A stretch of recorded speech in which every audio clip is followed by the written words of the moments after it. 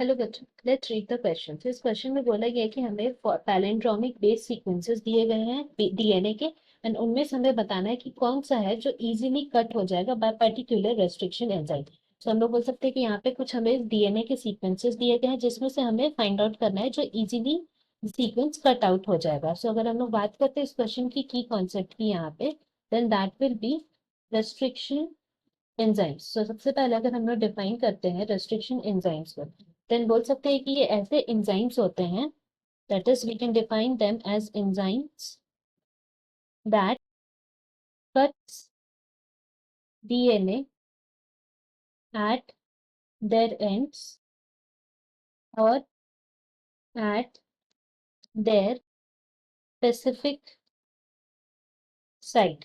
अब specific site का मतलब हो गया है कि कोई एक पर्टिकुलर साइट होता है जहाँ पे कट करता है। सो हम लोग यहाँ पे क्या क्या बात की है, यहाँ पे हम लोग बात की है कि ऐसे एंजाइम्स जो इधर डीएनए के एंड्स में कट करते हैं या फिर स्पेसिफिक साइट में।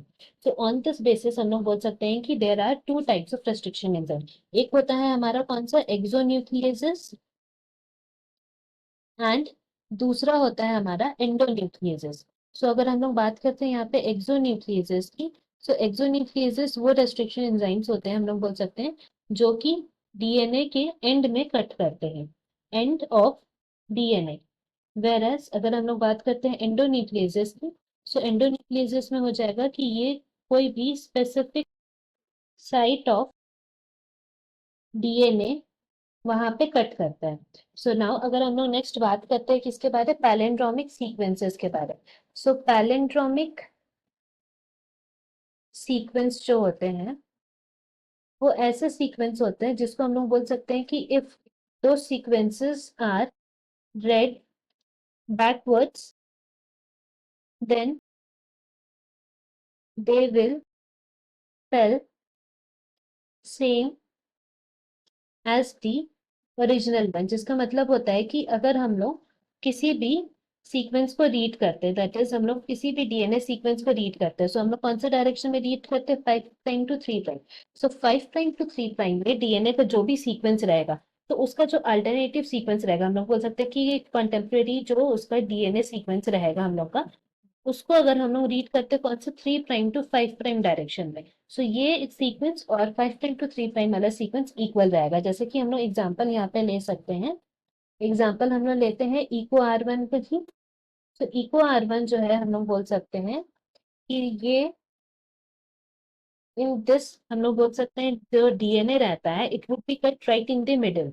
सो जिसका हम लोग बोल सकते हैं कि कौन सा सीक्वेंस रहेगा इस केस में, देन हम लोग बोल सकते हैं 5'G A A T T C 3'।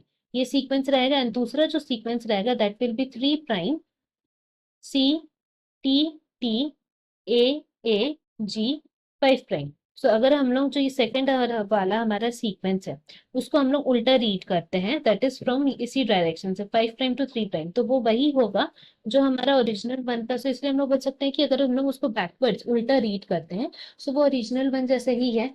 इसीलिए हम लोग बोल सकते हैं हमारा करेक्ट आंसर कौन सा हो जाएगा, ऑप्शन सी। एंड बाकी ऑप्शंस इनकरेक्ट है, क्योंकि वहां पे अगर हम लोग उन सीक्वेंस को देखें तो वो कोई भी पैलिंड्रोमिक सीक्वेंस नहीं है, इक्वल एक जैसा नहीं है।